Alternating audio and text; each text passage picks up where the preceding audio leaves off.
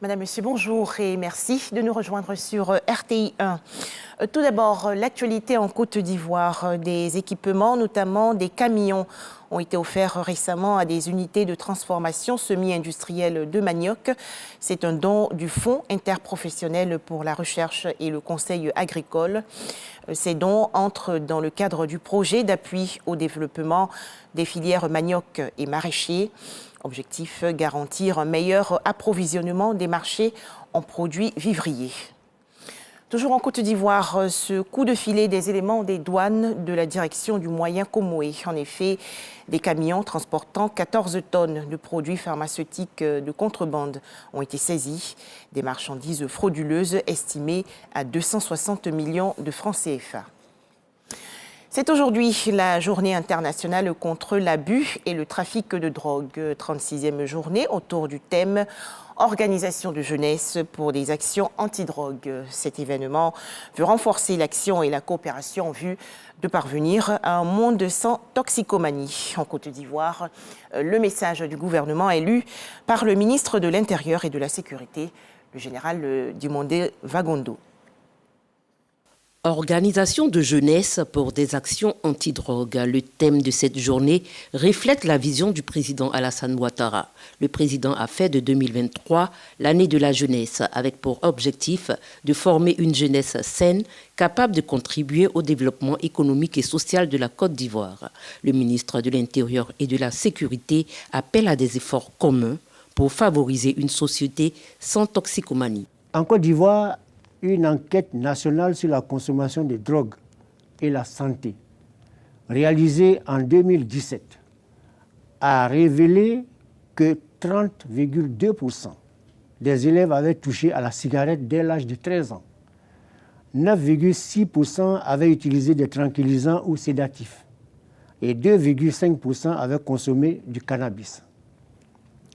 Parmi les conséquences néfastes qu'entraîne l'usage et l'abus des drogues, on peut citer la dépendance, les accidents, les dommages physiques et psychologiques et parfois les décès prématurés.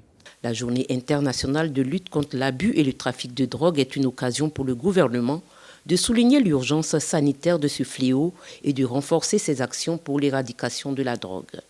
Pour atteindre cet objectif qu'il s'est fixé, notre pays a, au cours de l'année écoulée, renforcé son arsenal juridique par la promulgation de la loi numéro 2022-407 du 13 juin 2022 portant lutte contre le trafic et l'usage illicite des stupéfiants, des substances psychotropes et leurs précurseurs.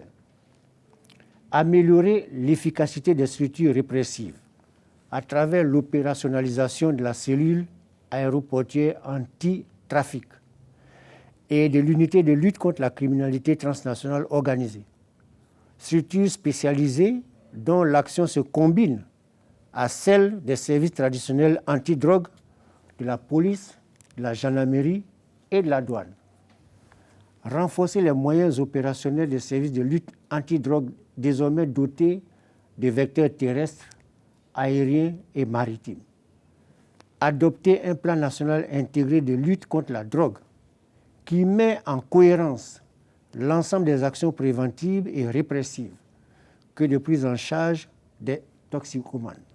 Les réformes entreprises par le gouvernement témoignent de sa détermination à résoudre ce problème de santé publique.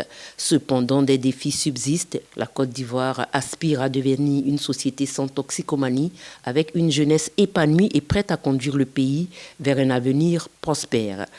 Jeune de Côte d'Ivoire, la célébration de cette journée me donne l'occasion de réaffirmer la grande confiance que le président Alassane Ouattara place en sa jeunesse, en la jeunesse de Côte d'Ivoire, pour assurer la continuité de l'œuvre de bâtisseur qu'il a entreprise avec succès depuis 2011. Je veux donc inviter nos jeunes sœurs et nos jeunes frères à se détourner du fléau qu'est la drogue. Je veux surtout inviter notre jeunesse au travail, à l'effort, à la persévérance, mais surtout à l'excellence. En image, l'actualité hors de chez nous. En déplacement à Mayotte, le ministre français de l'Intérieur déclare avoir revu à la hausse l'objectif de destruction des logements insalubres sur l'île. Selon Gérard Darmanin, il y aura grosso modo 1250 destructions de cases de bidonvilles d'ici fin 2023. Enfin, l'élection présidentielle de 2023 au Guatemala s'est tenue hier à noter un second tour probable le 20 août prochain. Voilà, merci de nous avoir suivis. À 13h, le journal de RTI 1.